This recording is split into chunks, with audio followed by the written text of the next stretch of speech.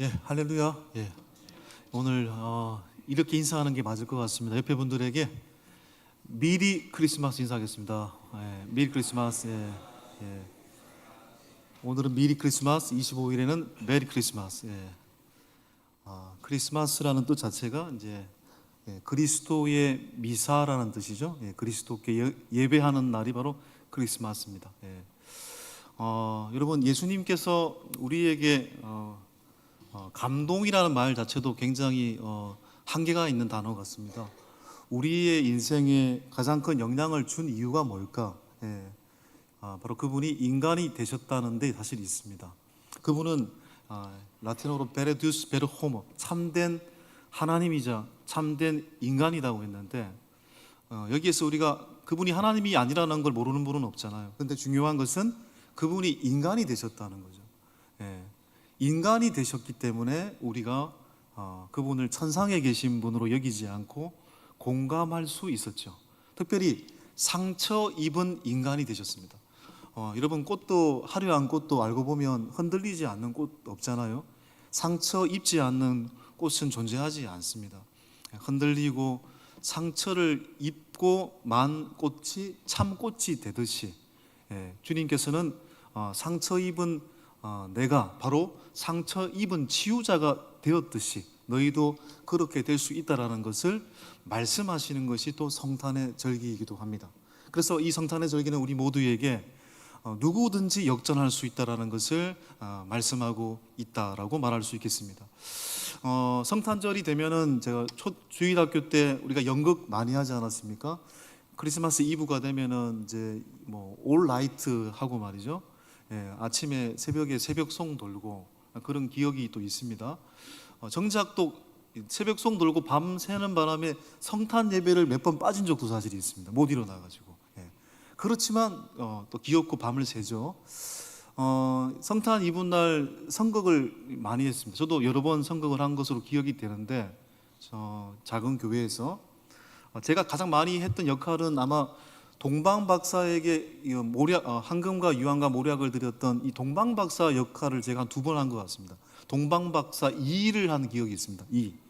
여러분 그래서 예물을 드렸던. 그런데 여러분, 제가 이제 군에 있을 때, 군종으로 있었을 때 이제 그 병원 부대에 있다 보니까 이제 크리스마스가 되면은 연극을 이제 연습해가지고 공연을 했습니다. 한우들한테. 그때 했던 연극이 이제 빈방 있습니까라는 연극이었습니다. 그 당시에 대학로에서도 굉장히 이제 이 시즌이 되면은 했던 연극이기도 하고, 사실은 이 연극이 우리나라 연극이 아니죠. 미국에서 실화를 바탕으로 만들어낸 연극입니다. 1981년도부터 40년 동안 크리스마스 시즌이 되면 가장 많은 관객들이 몰려오는 연극이 바로 빈방 있습니까라는 연극이었습니다. 바로 그 연극을 한국에 와서, 그 연극의 원래 제목은 지적 언어 장애를 갖고 있었던 어린 소녀 월리라는 소녀가 이제 시골 교회에서 연극을 하는 것을 배경으로 하는 연극이었습니다. 그 연극이 우리나라에 와가지고 월리라는 이름을 바꾸어서 덕구라는 이름으로 바꿨죠.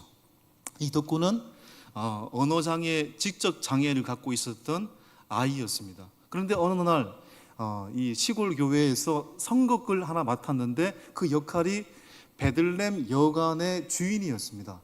그러니까 이 덕구가 내뱉어야 될 대사는 딱 한마디입니다. 마리아와 요셉이 빈방 있습니까? 라고 질문을 던지면 빈방 없어요 라고 말하면 됩니다. 이게 얼마나 간단합니까, 여러분? 그렇죠? 빈방 없어요. 이 한마디면 충분하고 연극을 완벽하게 마무리할 수 있었습니다. 무대가 막이 올랐는데 드디어 덕구가 대사를 내뱉어야 될 때가 왔습니다. 마리아와 요셉 역을 맡은 사람이 빈방 있습니까? 라고 질문을 던졌더니 덕구가 빈방 없어요 라고 답변을 해야 되는데 빈방 있습니다, 어서 들어오세요 라고 대사를 해버립니다. 그래서 연극이 엉망진창이 되어버렸습니다. 결국은 사람들이 자신을 향해 삿대질을 하고 결국 덕구가 집에 돌아와가지고 뭐라고 얘기합니까? 예수님에게 빈방 없습니다라고 말할 수 없었어요 라고 이야기하면서 눈물을 흘리고 끝나는 장면이 바로 빈방이 있습니까의 연극의 마지막 장면이었습니다. 이 연극은 굉장히 제가 볼 때는 이 본문을 보고 만든 연극이잖아요. 이 본문을 문자 그대로 해석한 본문이 연극이 아닌 것 같아요. 예, 거꾸로 이 본문을 보기도 했다라는 걸 알게 됩니다. 그러니까 오늘 이 덕구 빈방이 있습니까의 덕구라는 연극의 그 장면을 보면서 오늘 이 본문이 굉장한 양면성이 있는 본문이다라는 걸 알게 됩니다. 우리가 코끼리를 우리가 본다고 합시다. 코끼리를 기적적으로 만졌다고 합시다. 코끼리 등을 만진 사람이 있습니다. 등을 만지고 나가지고 코끼리에 대해서 설명을 해요. 코끼리 등을 만졌으니까 코끼리에 대해서 아는 거죠. 근데 어떤 사람은 코끼리 다리를 만지고 코끼리에 대해서 설명을 했다고 합시다. 이 사람도 코끼리에 대해서 아는 거죠. 근데 두 사람이 만나서 이야기를 하면 어떻게 될까요? 예. 서로 다른 얘기를 했을 가능성이 높습니다. 한 사람은 등을 만졌고 한 사람은 다리를 만졌기 때문에 똑같은 코끼리지만 코끼리의 다른 특징에 대해서 말했을 겁니다. 무슨 얘기일까요? 예. 같은 사건, 같은 사건이라고 할지라도 어떤 각도에 보느냐에 따라서 다른 이야기가 될 수도 있고, 아니 서로 보완하는 거죠. 그러니까 양면성이 있다라는 얘기입니다. 오늘 본문도 이 이야기에는 양면성이 있는 본문이라는 것이 느껴집니다. 오늘 본문은 이렇게 시작이 되고 있습니다. 자, 다시 1절을 한번 읽어보겠습니다. 그때에 가이사 아구스도가 영을 내려 천하로 다 호적하라 하였으니, 로마 황제 가이사 아구스도가 호적령을 내렸습니다. 그래서 로마 제국의 지배를 받고 있었던 모든 사람들은 호적 신고를 하러 가야 됩니다. 근데 여러분, 호적 신고는 어디서 가야 됩니까? 어디로 가서 해야 됩니까? 고향으로 가야 되지 않습니까? 자기가 사는 마을이 아니고 자기가 태어난 곳으로 가야 됩니다. 고향으로 가야 됩니다. 결국 잉태한 마리아와 요셉도 어쩔 수 없이 자신의 고향으로 가서 호적 신고를 해야 합니다. 그래서 그들은 나사렛에서 150km나 떨어진 베들레헴으로 호적 신고하러 갔습니다. 그런데 이게 웬일입니까? 베들레헴에 도착했을 때 잉태한 마리아의 뱃속에 아기가 요동을 칩니다. 해산이 임박했다라는 징조를 보입니다. 자, 그래서 본문은 이렇게 설명을 하고 있어요. 자, 2장 6절 7절. 자, 이 상황에 대해서 성경은 이렇게 말하고 있습니다. 시작. 거기 있을 그때에 해산할 날이 차서 첫 아들을 낳아 강보로 싸서 구유에 뉘었으니 이는 여간에 있을 곳이 없음이로라. 굉장히 중요한 본문이고, 오늘 빈방 있습니까? 라는 그 연극의 모티브가 된 구절이기도 하죠. 여러분, 이 본문을 보면 우리는 어떻게 해석을 할 수 있을까요? 문자 그대로 일단은 받아들여야죠. 베들레헴에 호적 신고하러 왔습니다. 그런데 해산이 임박했습니다. 결국은 급한 마음에 요셉과 만삭의 마리아가 베들레헴의 모든 여관을 돌아다니면서 빈방 있습니까? 라고 문을 두드립니다. 그런데 사람들은 빈방이 없다라고 당돌하게 거절했습니다. 매몰차게 거절했습니다. 결국 그 거절 속에서 예수님은 바로 어디로 가서 났다라는 얘기입니까? 바로 베들레헴 마을 광장 공용 마구간에서 예수님께서 태어나셨다라는 이야기죠. 그러니까 모든 사람들의 거절 속에서 예수님께서 태어나셨다라는 그런 문자적인 메시지를 받을 수 있습니다. 근데 이 메시지는 여러분 변함이 없는 메시지입니다. 우리의 마음속에 지금 첫 번째 받아들여야 될 메시지입니다.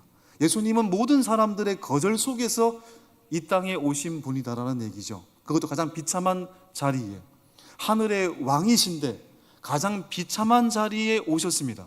인간을 구원하기 위해서. 이것은 마치 안데르슨 동화의 성냥팔이 소녀처럼 사람들의 냉대 속에서 죽어가는 그 소녀의 모습처럼 가장 차가운 자리에, 가장 내버려진 자리에 예수님께서 오셨다는 겁니다. 그러니까 이 성탄절을 통해서 우리는 우리조차 2000년이 지난 지금도 예수님을 거절하는 인생이 되지 않아야 된다라는 메시지를 받아야 되겠죠. 자, 그런데 이 본문을 조금 거꾸로 볼 필요가 있다고 생각을 합니다. 이 마국간, 마국간. 이 마국간이 과연 거절의 상징이기만 하겠는가? 이 마국간은 또 다른 의미에서 환대의 상징이기도 하다라는 생각은 안 해봤는가라는 질문을 던지지 않을 수가 없습니다. 여러분, 과연 예수님께서 모든 사람들의 거절 속에서 내몰려서 어쩔 수 없이 베들레헴 공룡 마국간에서 예수님이 태어나셨을까요? 그렇게만 보는 게 맞을까요? 여러분, 이 시대에 이제 카렌스 베일리라는 그 신학학자의 그 글에 보면은 베들레헴에는 광장이 있었고요. 여관을 구할 수 없는 사람들은 주로 여행객들은 주로 광장에 있는 공룡 마국간에다가 말을 걸어놓고 그리고 여행객들은 헛간 같은 데서 잠을 잤다 이렇게 해석이 되어 있더라고요. 이게 맞는 얘기이죠, 사실은. 그런데 그 예수님도 그런 곳에서 태어났다라는 얘기잖아요. 자, 그런데 2장 6절을 보십시오. 2장 6절을 보십시오. 이 마국간이 공룡 마국간이 아닐 가능성이 더 높다라고 얘기할 수가 있겠습니다. 자, 2장 6절 시작. 거기 있을 그때에 해산할 날이 차서라고 되어 있습니다. 자, 첫 번째 근거가 2장 6절에 거기 있을 그때라고 되어 있는데, 거기 있을 그때란 말은 거기 있는 동안에라고 해석하는 것이 더 자연스러운 해석입니다. 거기 있는 동안에, 베들레헴에 있는 동안에라는 해석이죠. 그러니까 예수님께서 마리아와 요셉이 베들레헴에 오자마자 아이를 해산했을 가능성은 없습니다. 여러분, 해산이 임박하다고 해서 아이를 바로 낳습니까? 바로 아이가 바로 나옵니까? 아니잖아요, 여러분. 거기 있는 동안에라는 이 말에는 베들레헴에 며칠 정도 있었다라는 걸 암시하고 있습니다. 우리 아들이 있습니다만 아들이 2006년 12월에 어느 날 태어났습니다. 그런데 제가 그날 아마 해산이 임박했을 때 아내한테 이제 나올 때 주일이었습니다. 주일날 저녁 예배 마칠 때까지만 견디라고 했습니다. 저녁 예배까지 제가 드리고 나서 애를 낳으면 좋겠다. 그래가지고 제가 그 말하고 이제 교회를 와가지고 그때는 저녁 예배가 있을 때니까 저녁 예배를 다 드리고 집에 제가 성내동에 살 때인데 거의 밤 9시가 넘습니다. 그러니까 그때까지만 버티라. 버티라. 그런 믿음으로 이 하루를 보냈는데 물론 속마음은 제발 오늘은 비켜가고 내일 정도 나오면 좋겠다. 오늘은 푹 자고 말이죠. 그런데 예배가 끝나자마자 연락이 왔습니다. 해산이 임박했다라는 얘기죠. 그 주일 저녁 예배 마치고 그 강동 미지병원으로 가가지고 해산이 임박했다라는 걸 알고 제가 가족 분만실에 들어갔는데 주일 밤에 이 아이가 나오지 않습니다, 여러분. 얼마나 말을 안 듣는지. 바로 해산은 되지 않았습니다. 그 다음날 26시간, 7시간이 지나가지고 월요일 밤에 태어났습니다. 그러니까 해산이 임박하다고 해서 아이가 바로 나오는 게 아니다라는 얘기죠. 최소한 몇 시간, 빠르면 며칠이 걸릴 수도 있다라는 거죠. 그러니까 이 6절은 그것을 이야기하고 있는 것입니다. 그러니까 정말 임박해서 아무데나 예수님이 오셨다라는 게 아니다라는 얘기입니다. 자, 그리고 2장 7절에 나오는 이 여간이라는 단어가 참 중요한 단어입니다. 여간이라는 단어는 헬라어에서 두 가지 단어가 있습니다. 판토케이온이라는 단어가 있고요, 카탈리마라는 단어가 있습니다. 판토케이온이라는 단어는 선한 사마리아인 비유가 나오는 이 누가복음 10장에 보면은 판토케이온으로 되어 있습니다. 그러니까 그 이웃을, 죽어가는 이웃을 선한 사마리아인이 주막 여간에다가 맡기잖아요. 여비를 주면서 돈 많이 더 줄 테니까 이 이웃을 잘 돌봐달라. 그때 그 여간은 판토케이온입니다. 우리가 알고 있는 호텔, 여인숙, 여간이라는 의미입니다. 상업적 목적으로 만들어진 여간을 판토케이온. 그런데 오늘 2장 7절에 등장하는 이 여간은 판토케이온이 아닙니다. 헬라어 원문에 보면은 엔토 카탈리마타라고 되어 있습니다. 엔토란 말은 뭐뭐에서라는 말이죠. 카탈리마타, 바로 여간에서. 근데 이 카탈리마라는 단어는 그냥 여간이 아니고 상업적 목적의 여간이 아니라 어떤 집안의 손님 방을 의미하는 것입니다. 사랑방을 의미하는 것입니다. 손님 방의 방이라는 단어가 오늘 이 본문에 등장하는 여간의 진정한 의미죠. 그러니까 예수님께서는 어떤 갈 데가 없어서, 어떤 여간이 없어서, 상업적인 호텔이 없어서 마구간에 갔다라고 말할 수가 없죠. 그래서 이 본문에는 그런 게 암시가 되어 있다고 보여집니다. 그럼에도 불구하고 정말 가난한 집안의 한 사랑방 마구간에 머물렀다라는 결론에 도달할 수밖에 없습니다. 왜냐하면 이 카네스 베일리라는 그 신학학자의 책에 보면은 그 당시에 베들렘 그 마을의 마구간의 구조에 대해서 설명을 하고 있습니다. 그런데 마구간이라는 게요, 동뚫어진 실외 마구간이 아니잖아요. 여러분 자세히 생각해 보시면 실내 마구간입니다. 그런데 이 실내 마구간은 보통 가난한 집안에서 방과 연결이 되어 있습니다. 밑에 마구간이 있고 벽 없이 바로 위쪽에 단칸방이 있는 구조입니다. 그러니까 단칸방 끝에 실내 마구간이 위치해 있었던 거죠. 그리고 세 번째 또 그냥 공용 마구간이 아닌 이유가, 여러분 요셉이 아무리 몰락한 집안이라고 해도 구약으로 거슬러 올라가면은 요셉은 어떤 집안입니까? 왕가입니다. 왕가. 여러분 몰락해도 왕가입니다. 그리고 마리아, 이 마리아의 사촌이 누굽니까? 누가복음 1장 38절 이하에 보면은 세례 요한을 낳았던 엘리사벳. 엘리사벳은 어디에 살았을까요? 베들렘 옆에 있는 유다 산지 마을에 살았습니다. 그러니까 친척이 옆에 있었다라는 걸 의미하는 거잖아요. 그러니까 친척에게 분명히 안 알리고 아이를 낳았을까? 친척이 있었는데 기별을 하려고 노력하지 않았을까?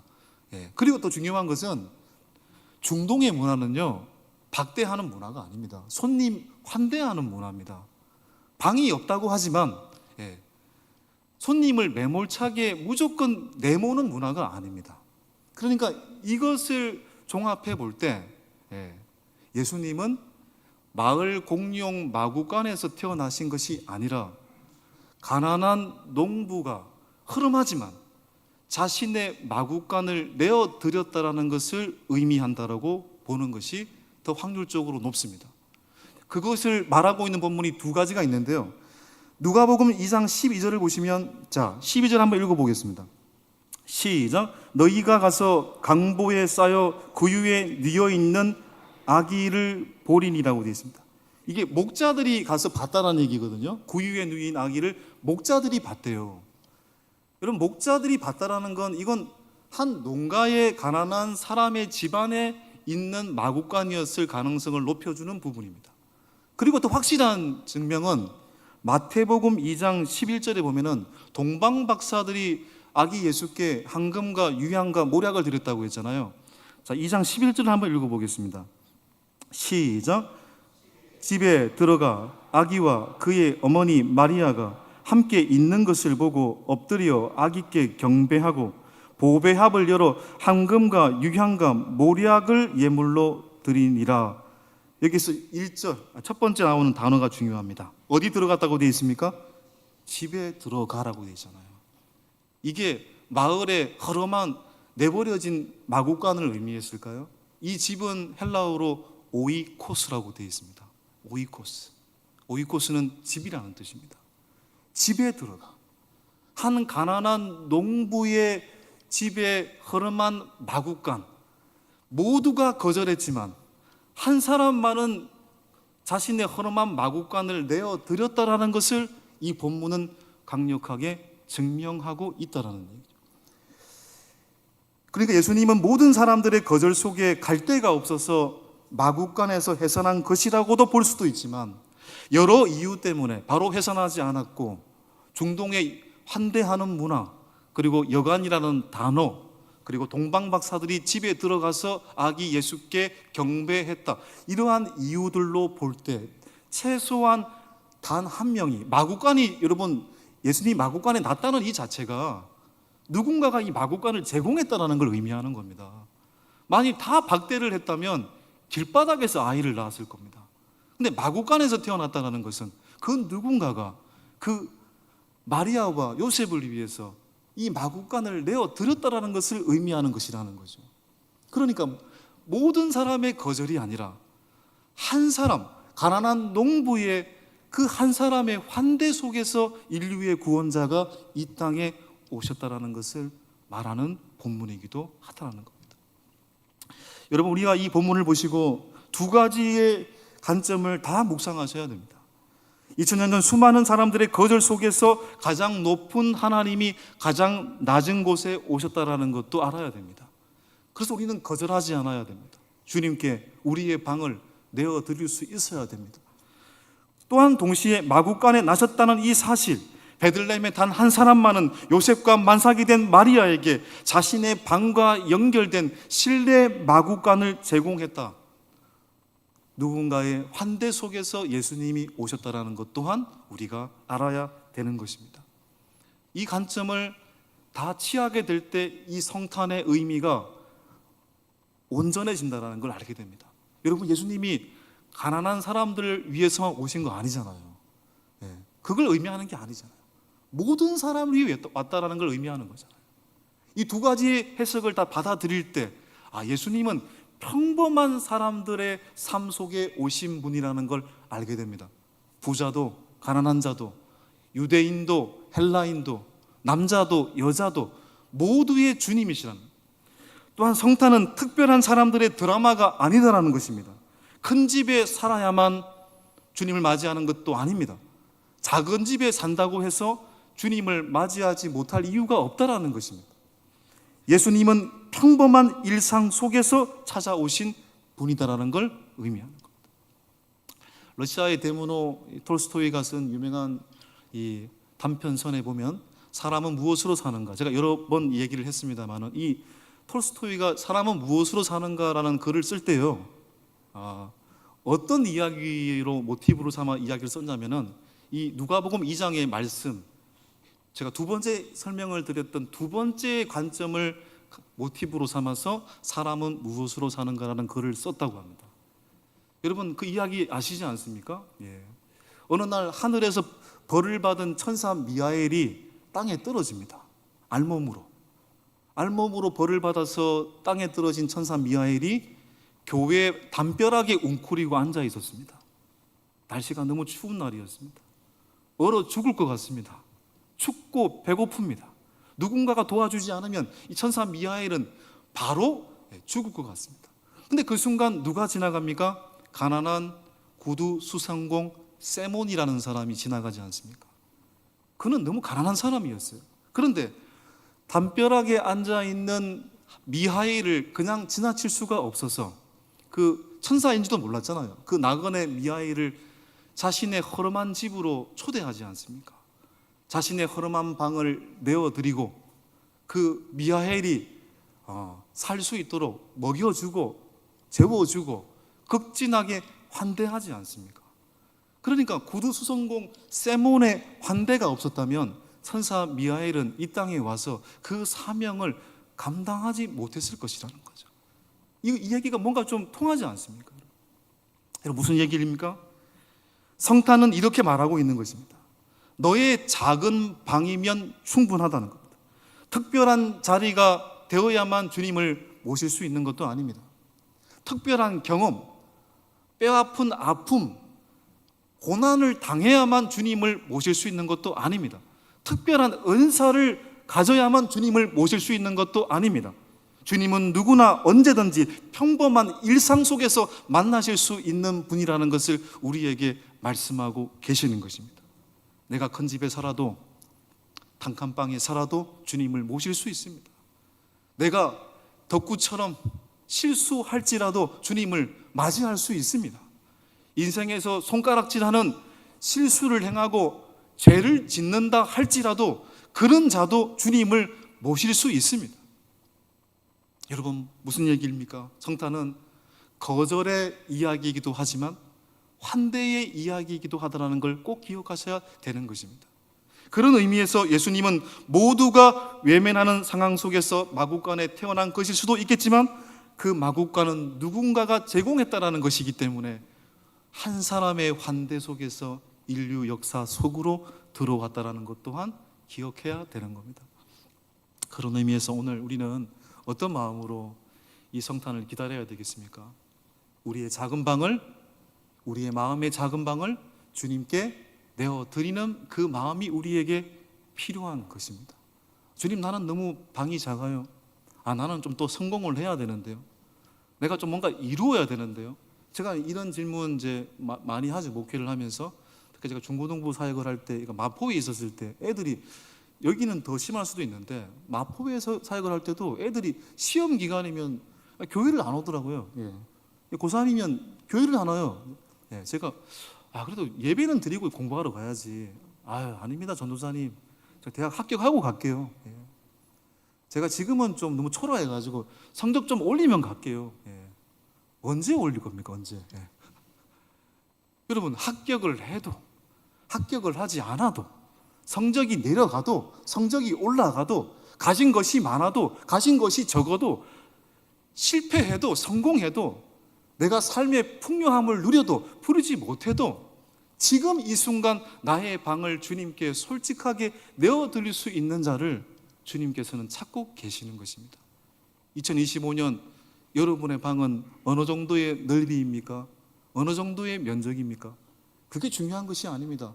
내가 갖고 있는 그 방 그 자체 그대로 주님 앞에 내어드리겠습니다. 그 마음이 우리 가운데 일어날 수 있기를 바랍니다. 뿐만 아니라 아직도 갈 데가 없어서 춥고 배고파하며 헐벗은 환대가 아닌 거절 속에서 살아가는 그 누군가에게 나의 작은 구유로, 나의 작은 방으로 그 누군가를 환대할 수 있는 그런 성탄절이 되어서 주님께서 우리를 환하게 안아주었던 것처럼 모두에게 환대의 역사, 환영의 역사, 또한 주님을 통해 환해지는 역사가 일어나는 이 대림절 성탄의 절기가 될 수 있기를 주님의 이름으로 간절히 축복합니다.